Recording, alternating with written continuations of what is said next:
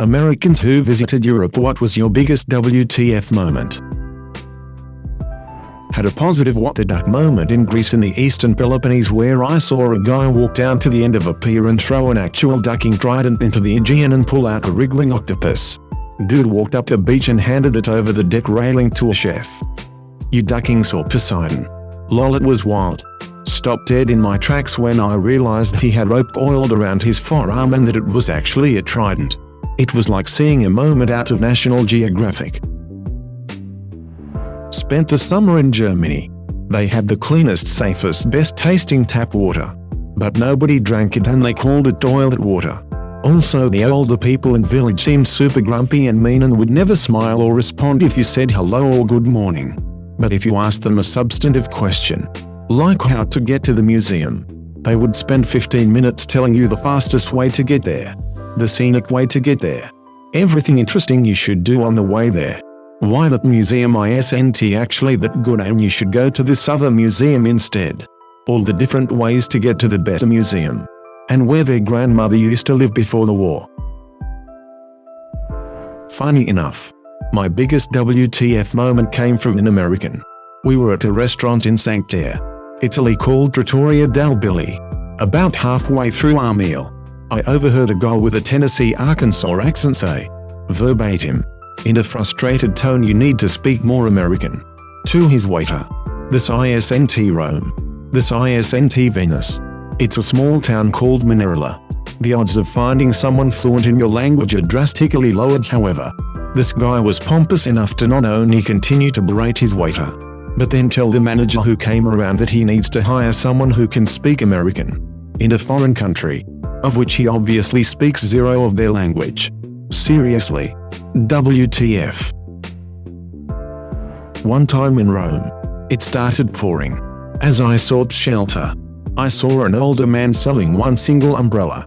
Strange as it was, I needed that umbrella. So I haggled with him and settled on €3. He had the upper hand in the transaction. I wander over to a coffee shop to dry out for a little bit. When I go to leave, the umbrella is no longer in the bucket by the door. Upset at myself for being so trusting, I head into the rain again. Guess who I see? The same old man selling the same umbrella. I tried to confront him about stealing back my umbrella, but he claims not to remember our interaction at all. It's pouring and I have a number of miles to walk. So I go through the same charade with him again to re-procure the umbrella. At least this time he took €2. That is an old scam tactic. Going to a soccer game in Italy. When buying a ticket, they needed to know which team I was rooting for to determine where I could sit. Then, during the game, people were setting things on fire. Late to the thread, but here goes. Went to Sweden on a vacation package.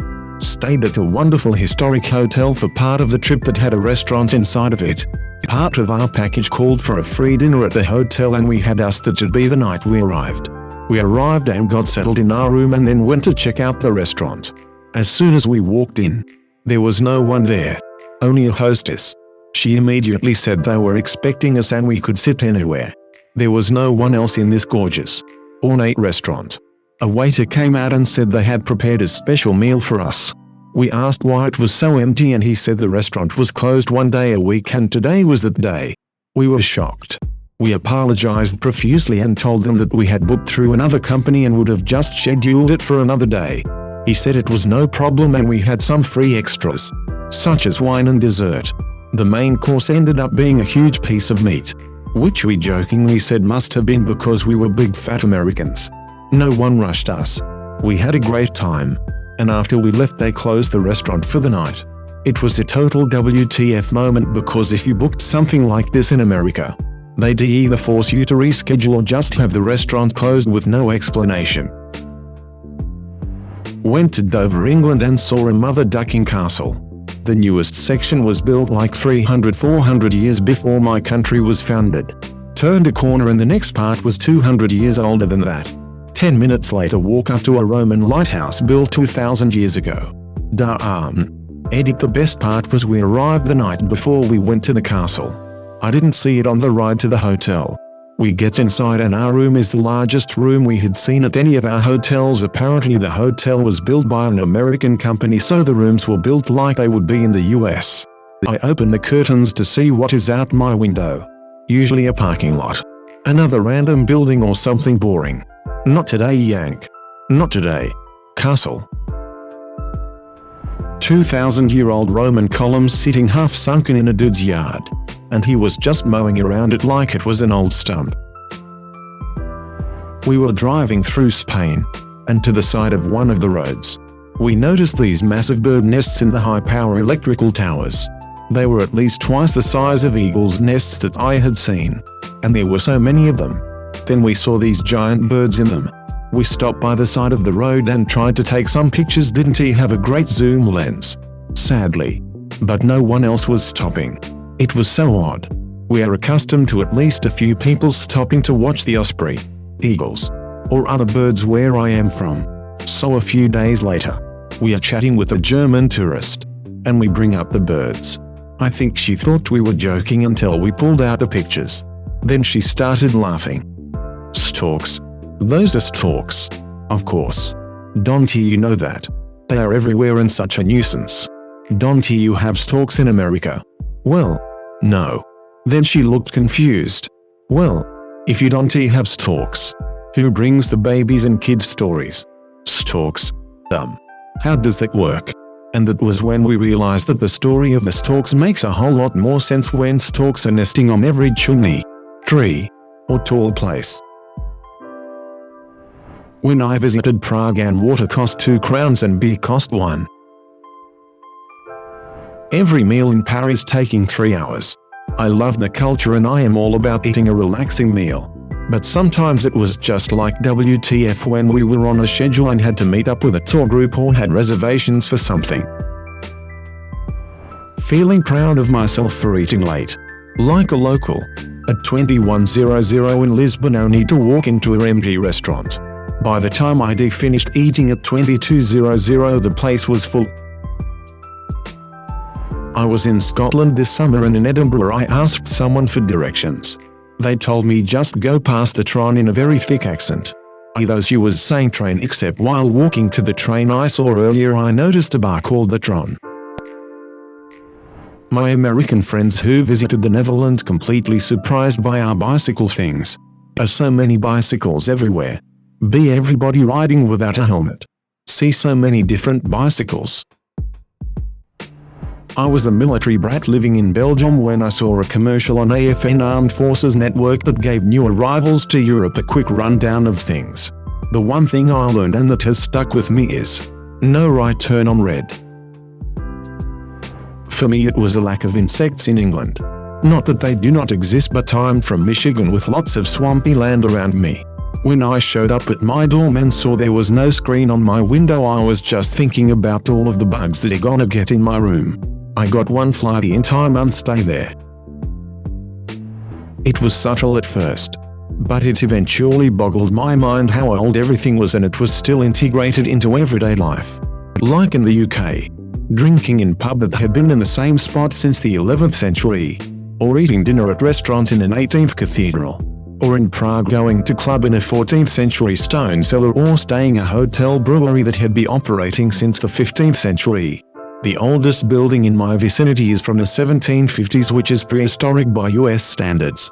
But, like, someone in Europe sees a building that is half a millennia old that no one is using and they really like. Let us turn this into a disco. I loved it. Eddie decided to do some quick research for perspective. The oldest surviving Native American structure in the US dates to 750 AD. The oldest structure from Spanish colonists is from 1521. The oldest structure from English colonists is from 1637.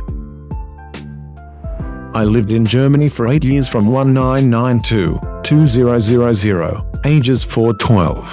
I didn't realize it until I moved back to the States, but there were recycling bins on every street corner. It wasn't just a green bin in a trash can. It was a giant blue bin.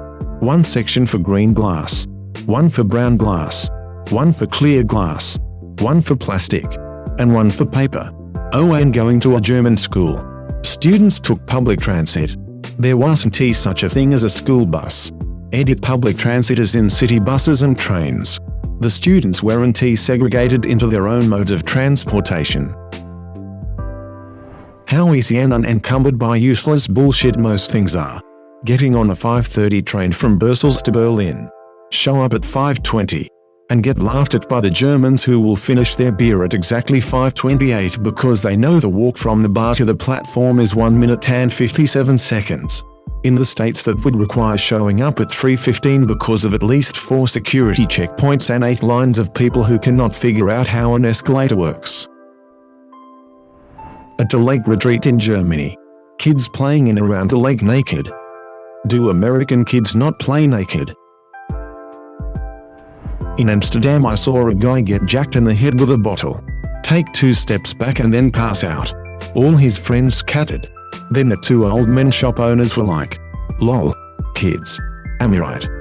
Was this near the red light district? A good sport is to watch drunk Brits fall into the canals. I am from the NYNJ area. And have seen firsthand how out of control sporting events can get. Guys. Mostly. Getting drunk. Vandalizing property. Throwing cans and bottles. Fighting. etc. So when a group of friends went to Germany for Oktoberfest some years ago, we also wanted to see a soccer game. So we got tickets to see Bayern Munich versus some other German team in what, I think, was a meaningful game. We went more for the experience versus being huge fans. Game is great. I think the score was 5-1. So lots of action. The energy in the stadium was undeniable. Fans singing, jumping around, yelling for the entire game. Game ends. Munich wins. Begin the march to the subway station. Virtually an entire stadium, it seemed, exited to go to this one nearest subway stop. There are 4, maybe 5 cops standing at the entrance steps. Oh, this is going to be a huge problem. Thousands of people, lots of them intoxicated, heading toward these 5 cops at this one exit. It's going to be a disaster. Some guys start pissing on a fence within their view. What are they doing? And then, as we watched nervously, the crowd reached the cops and just stopped. Everyone stopped. No one fought.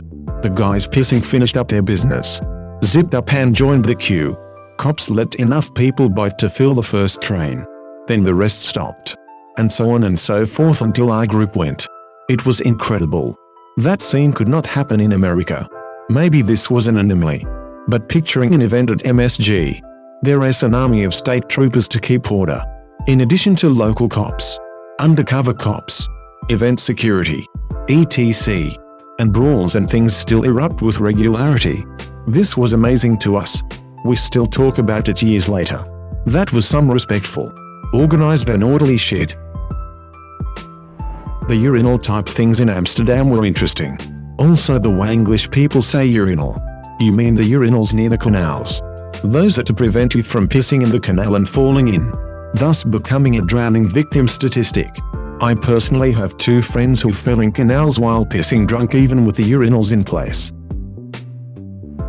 Every night in Spain, around 3 a.m., this massive fleet of street scrubbers, vacuum mobiles, and water hoses appeared and cleaned the entire city for about an hour. It was like 100 people every night just cleaning the city. The following morning, all of Salamanca was spotless. That shit was magical. This is the best breakfast I've ever had. And this is an airport. I went to the Netherlands for a music festival over the summer last year. The night before I went to a show and met a Scottish guy who came over and said, "You look American." I replied yes, and he immediately started talking about American politics and the military. It was weird how he assumed I was completely knowledgeable about all upper-level government doings, but otherwise was a chill dude. To the fact that there is no AC. I didn't realized it wasn't standard and was melting in my hotel room. 3 How uncommon asking for ice is. I've never gotten strange looks when I would ask for a drink with some ice. One person at the festival had to confirm she understood me, lol. Consider subscribing if you enjoyed this video and if you want to see more of Reddit Universe.